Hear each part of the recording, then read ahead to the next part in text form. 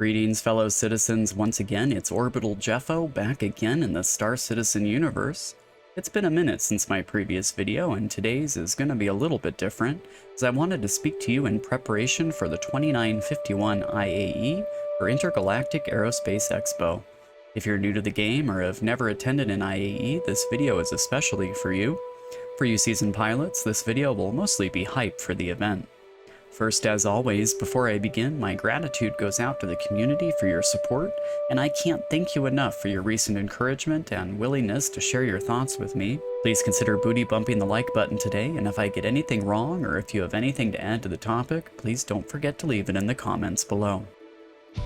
The folks over at CIG have still been hard at work rolling out Star Citizen 3.15, which brings significant additions to the game, especially in the way we manage our inventory, and introduces elaborate new medical gameplay. To the frustrations of some, we've recently seen a few changes to the proposed release timetable, and I imagine that that's due to them having to focus their time and energy on these major and consequential changes to the game. And while they continue hammering out on 3.15, we in the community are gearing up to attend the IAE Expo, which begins the 19th of November. If you've never attended an in-game expo, I wholeheartedly recommend that you do. It's exciting loading into the game and heading over to the convention center with other players. It truly is a unique experience and makes the universe feel dynamic. Sadly, I didn't record my experience last year. I considered contacting another video creator to use some of their footage, but to be honest, at the last minute I decided against it. If you're new, I think the expo is something you should experience firsthand for the first time. IAE stands for the Intergalactic Aerospace Expo, and like last year, will take place at New Babbage's Tobin Convention Center. Each day the event showcases one or more ship manufacturers, and you'll have the opportunity to tour, rent, and purchase ships right from the showroom floor. You'll also find annualized editions of branded merchandise such as shirts, hats, and other novelties. This year's ambitious calendar features a feverish 2 weeks on the beautiful Microtech. November 19th kicks off the event with the spectacular Anvil Aerospace, so those of you interested in the majestic Carrack will have your chance to test fly or even snag one yourself on day one. It's followed up by Robert Space Industries and Aegis on the 20th and 21st respectively. If you're one that prefers flying around in alien-adapted or hybrid ships, Day 4 on the 22nd is your day. Crusader and Tumbril show off together on November 23rd, with the popular Origin Jump Works following up on the 24th.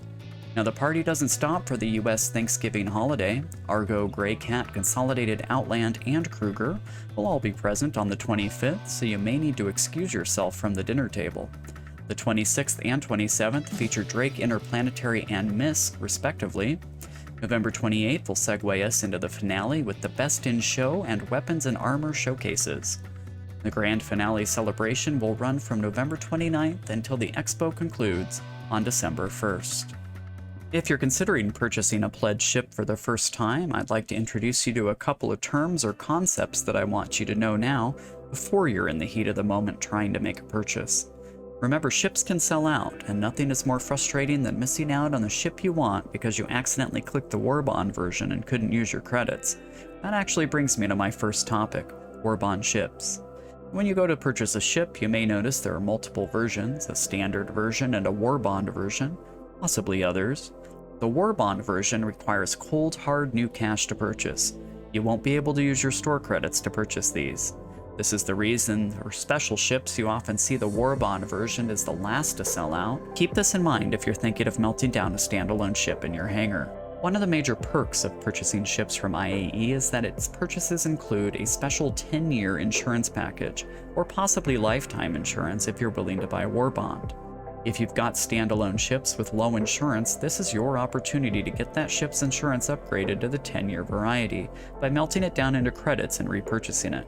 But stop before you click off this video to rush over and do that. Let me offer just a couple words of caution. Please take a moment to compare the two prices, and also check whether or not you're going to be losing any included extras as well. Some ships have increased in price as they've been released or have matured with time, and you could be faced with a dollar amount difference when you go to the checkout screen. If you find yourself stuck, you may be able to purchase a lower value ship with the insurance and upgrade it into the ship of your choice later. But don't forget, always remember to keep your game package intact in your hangar. Without a valid game package, you won't be able to launch into the game. As I mentioned before, there are many opportunities to purchase the Warbond version of a ship during the expo.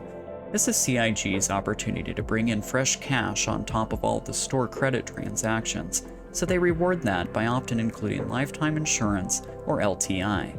This is a golden chance to snag a ship with lifetime insurance.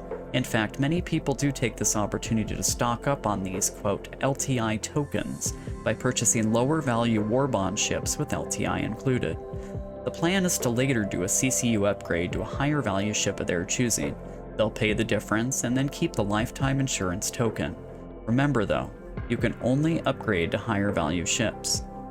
Now there are many detailed guides that talk about ship transactions, ship upgrades, gifting, the gray market, so on and so forth.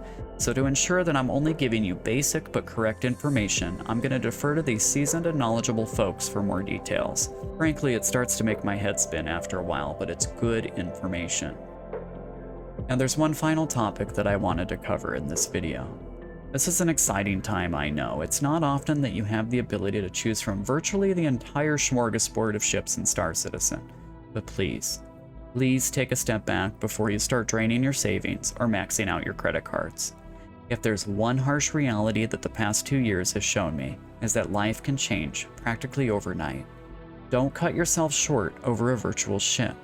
If you're watching this, you're probably passionate about Star Citizen like the rest of us, but remember, it's still a game. Your shiny new Carrack or 890 jump doesn't do you any good if you come up short on rent or your car payment, and trying to get even a portion of the money you've invested into Star Citizen back out can be difficult, nigh impossible, and involves going to the gray market. So if purchasing a pledge ship is going to cut you short, or you need to rob Peter to pay Paul in order to do it, then it's not worth it. There will be other opportunities to get the ship you want, even if just by earning it in-game.